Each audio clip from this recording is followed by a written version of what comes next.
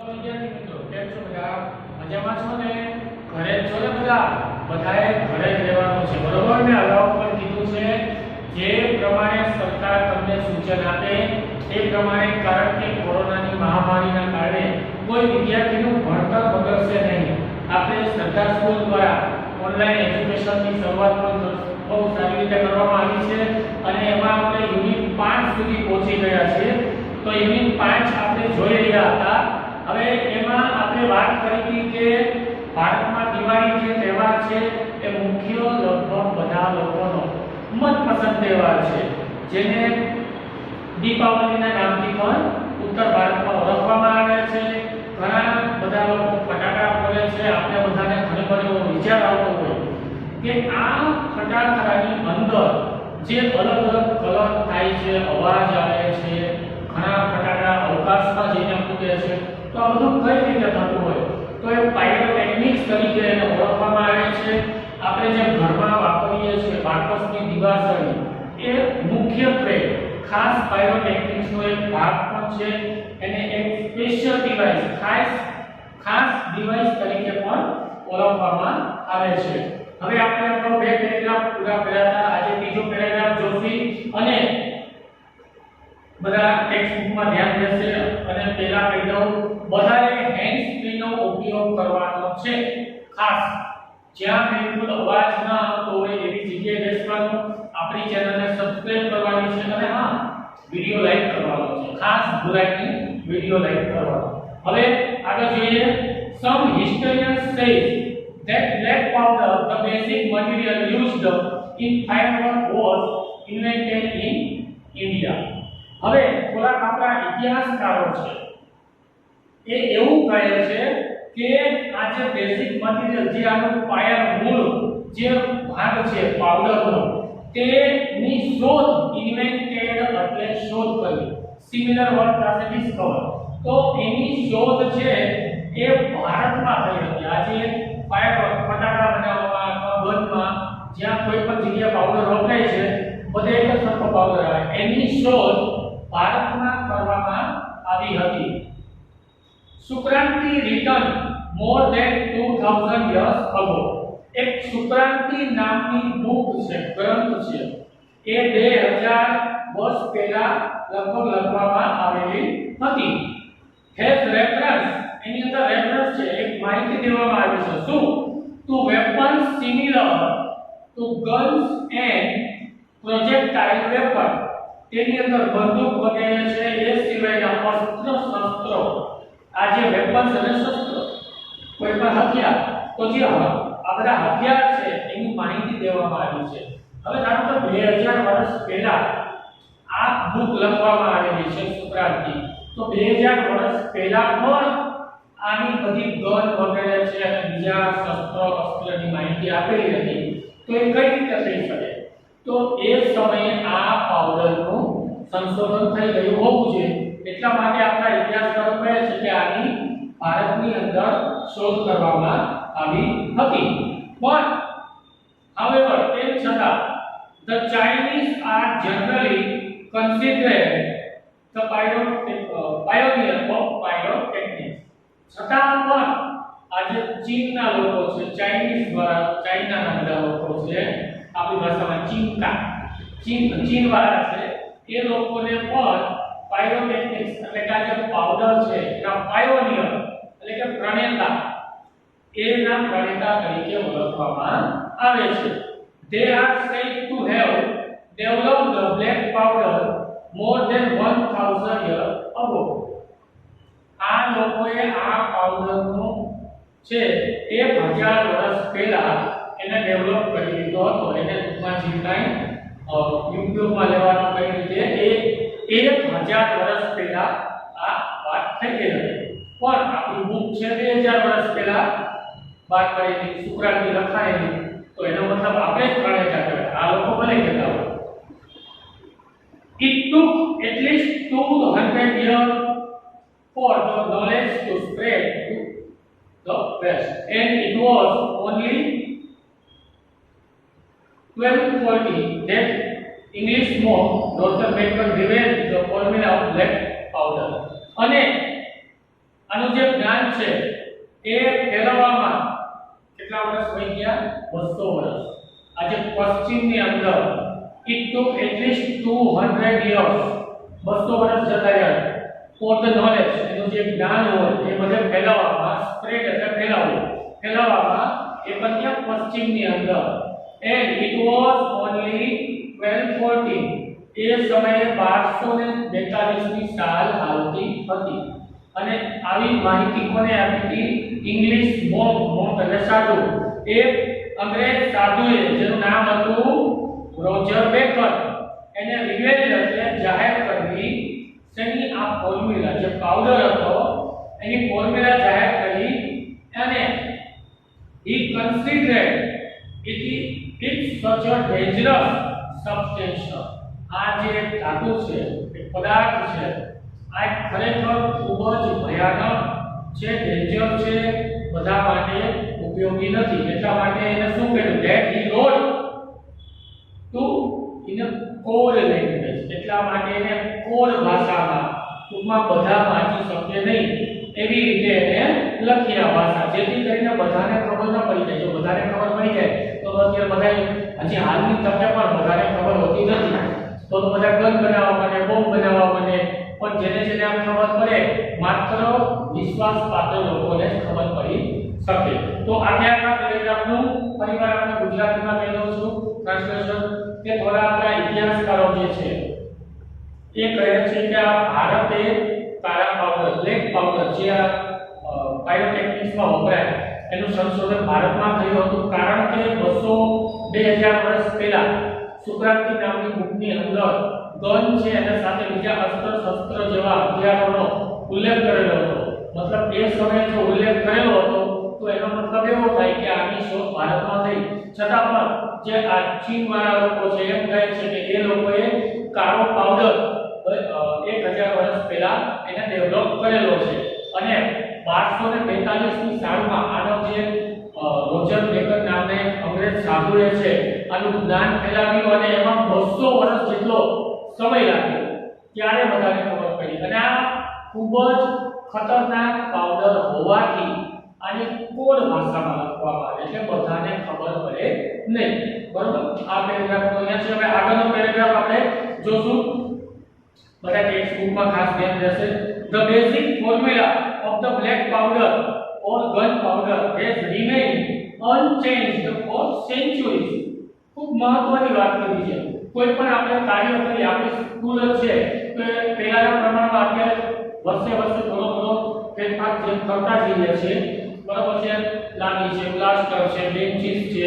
આ બધામાં ફેરફાર કરતા જઈએ છીએ. તો એવી જ રીતે દરેક વસ્તુમાં જે મૂવીઝ છે આપણે જોવા છે, પહેલા બ્લેક એન્ડ વ્હાઈટ આવતી, પછી કલર આવવા માંડી, હવે ડિજિટલ થઈ ગયું, પછી એચડી થઈ ગયું, હવે અત્યારે જે 4K આવે છે. તો એમ ફેરફાર થતો ગયો. પણ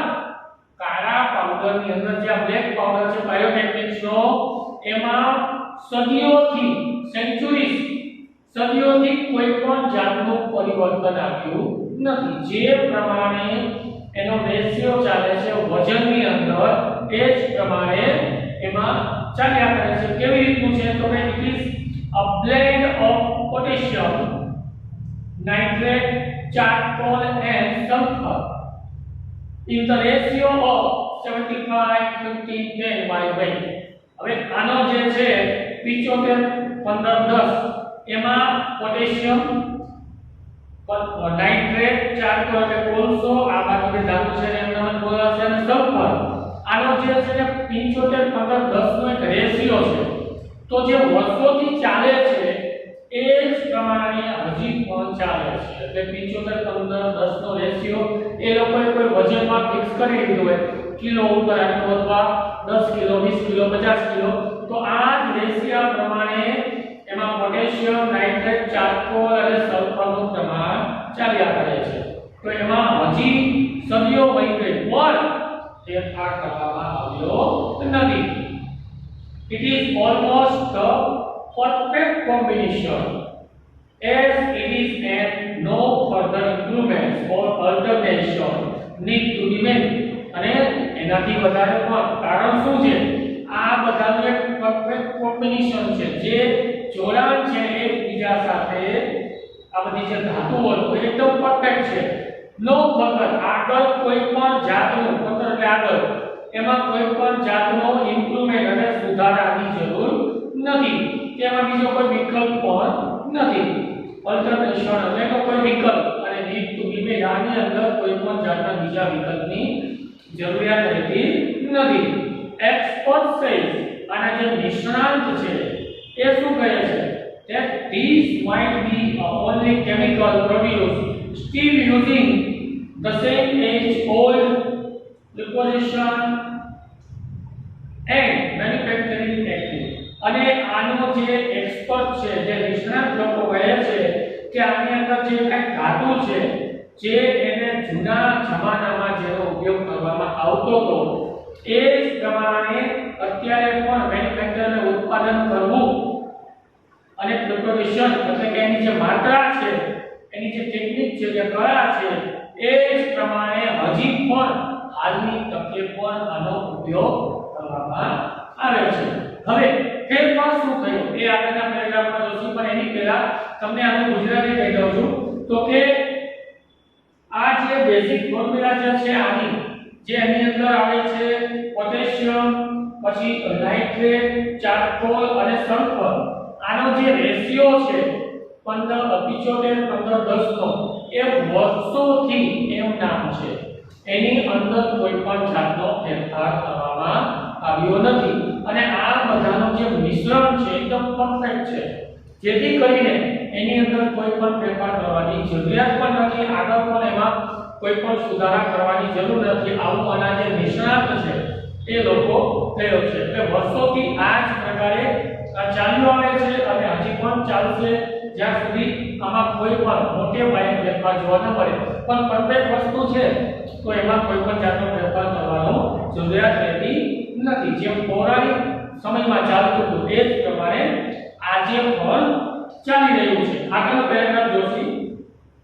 However, with the development of the modern chemistry, light and color have become common in firework. છતાં પણ ફેરફાર પૂરા થયા છે. શું થયા છે? તો કે જે પ્રમાણે સમય જતો ગયો, આધુનિક સમય પ્રમાણે આજે રસાયણ વિજ્ઞાન છે એમાંથી ફટાકડાની અંદર જે કલર છે એમાં ફેરફાર કરવામાં આવ્યો છે. આજે બધા બાળકો સાંભળી રહ્યા છે, એ લોકોને ખાસ જણાવવાનું કે તમે તમારા મમ્મી પપ્પાને પૂછશો ને તો એ કહેશે, એ તમને જણાવશે કે પહેલા માત્ર પીળો પ્રકાશ જ, સફેદ પ્રકાશ જ, એક જ પ્રકાશ આ જે ફટાકડા ફોડવામાં આવે, રોકેટ છે તો અલગ અલગ કલરના ફટાકડા ફૂટે, તો એ સમયે ફટાકડા એક જ સરખા હતા પણ કલર પણ એક જ સરખો નીકળતો. કલરમાં ફેરફાર હતો નહીં. આ લગભગ 2005-7 પછીથી કલર આવવા માંડ્યા. એ પહેલા બધા એક જ સરખા ફટાકડાના કલર હતા. ફટાકડા એટલે બસ કલર કાંઈ એક જ સરખો ફટાકડો ફૂટે, કલર પણ એક જ નીકળતો પીળા જેવું, બસ બાકી કોઈ ફેરફાર હતો નહીં. તમારા મમ્મી પપ્પાને આ ખાસ ખ્યાલ હશે, એ તમને તમને પૂછશો તો તમને જણાવશે. પણ ઇન ધ લાસ્ટ સેન્ચુરી, છેલ્લા દશકામાં છેલ્લી સદીમાં આનું જે સંશોધન થયું છે એનું ધ ડિસ્કવરી ઓફ એલ્યુમિનિયમ, આ એલ્યુમિનિયમ છે એનું સંશોધન થયું, સાથે સાથે મેગ્નેશિયમ અને ટાઇટેનિયમ, આ ત્રણ વસ્તુનું સંશોધન થયું. હવે એનું સંશોધનની સાથે સાથે એમાં ઘણા ફેરફાર થયા. તો કે વીજ બળને કહેવાયું, આને જે છે કે the high temperature emitting bright light dramatically improve the brilliance color of firework. હવે આને ખૂબ જ ઊંચા તાપમાને જે બાળવામાં આવે છે, આ બધી જે ધાતુ છે એલ્યુમિનિયમ, મેગ્નેશિયમ અને ટાઇટેનિયમ, એને ખૂબ જ ઊંચા તાપમાને બાળવામાં આવે છે. એની અંદરથી એટલે ગરમી મેળવી પ્રકાશ મેળવો તો એક આની અંદર જે પ્રકાશ જે છે એમાં નાટ્યાત્મક સુધારો થયો. ડ્રામાટિક એટલે નાટ્યાત્મક રીતે તો એની અંદર સુધારો થયો અને સાથે સાથે સિમિલર કલર્સ ટુ આર ઓર રિસેન્ટ ડેવલપમેન્ટ, અને એની સાથે મેં તમને હમણાં જ કીધું કે કલર જે છે અલગ અલગ કલર છે એનો પણ ડેવલપ કરવામાં આવ્યા. The principal color emitters in the pyrotechnics were identified after decades of research. અને એમના સીધા કલર નથી આવી ગયા કે આ સંશોધન થઈ ગયું હાલો અને આની અંદર આ કલર નાખ્યો પણ ડેકેડ્સ એટલે દશકો એક દશકો જતો રહ્યો આની અંદર આના જે સંશોધન કરવામાં આવ્યું સંશોધન પછી એક દશકા સુધી આ લોકોએ આના ઉપર રિસર્ચ કર્યું અને અંતે આ લોકોએ એની અંદર કલર જે છે ઇફેક્ટ જે છે એની અંદર વિકાસ કર્યો હમણાં જ મેં તમને કીધું 2005-7 પછી એક્ઝેક્ટ વર્ષ નથી ખબર પણ એ પછી ફટાકડાની અંદર કલર આવવા માંડ્યા જો પહેલી વાર કલર જોયા હતા બધાને નવાઈ લાગતી હો આમાં તો કલરના ફટાકડા ફૂટે છે અત્યારના બાળકોને એવું નહીં લાગે કારણ કે એ લોકો પહેલેથી આ વસ્તુ જોયેલી છે એટલા માટે these colors are formed in the two ways emissions and incandescence luminescence and incandescence હવે આ જે કલર છે એ બે રીતે બને છે these colors are formed in the two ways આ બે રીતે કલર બને છે કેવી રીતે તો કે luminescence તરીકે અને incandescence તરીકે આ કલર બનાવવામાં આવે છે હવે એ શું છે એ આપણે આગળના પેરેગ્રાફમાં જોઈએ પણ એની પહેલા આપણે આનો ગુજરાતી એક વખત કહી દઉં છું આમ છતાં પણ જેમ જેમ સમય જતો ગયો એમ ફટાકડાનું જે વિજ્ઞાન છે એ સામાન્ય બાબત બની ગઈ અને છેલ્લી સદીમાં એલ્યુમિનિયમ મેગ્નેશિયમ અને ટાઇટેનિયમની શોધ થઈ એને જે ઊંચા તાપમાને બાળવામાં જ્યારે આવે છે એમાંથી અલગ અલગ કલર જે છે નાટ્યાત્મક સુધારો થયો કલરમાં પ્રકાશમાં આ બધામાં અને જે કલર છે એના મુખ્ય ઘટકો આ લોકોએ ગોતી લીધા અને આ બે રીતે બને છે તો કે લ્યુમિનેસન્સ અને ઇન્કેન્ડેન્સ હવે કયા કયા છે આ કઈ રીતે બને છે એ એક આપણે છેલ્લો પેરેગ્રાફ જોઈ લઈએ incandescent light is produced when the substance is heated so much that it begins to glow જ્યારે એક પદાર્થને ગરમ કરવામાં આવે છે ત્યારે પ્રકાશ છે ઇન્કેન્ડેન્સ જે બહાર ફેંકવામાં આવે છે અને એનું તાપમાન વધે છે જ્યારે તાપમાન વધે છે ત્યારે ઓટોમેટિકલી ગરમ થાય છે heat cause the substance to become hot and glow અને આ જ્યારે ગરમી ફેંકવામાં આવે છે ત્યારે ખૂબ જ ગરમ થાય છે અને જે ગરમી છે એ બહાર નીકળે છે ગ્લો એટલે ગરમ થવું હવે એમાંથી શું શું ફેરફાર થાય છે તો કે શરૂઆતમાં ઇમિડિયેટ ઇન્ફ્રારેડ શરૂઆતમાં એ લાલ કલર છે ઇન્ફ્રારેડ કલર થાય છે જેમ જેમ વધારે ગરમ થાય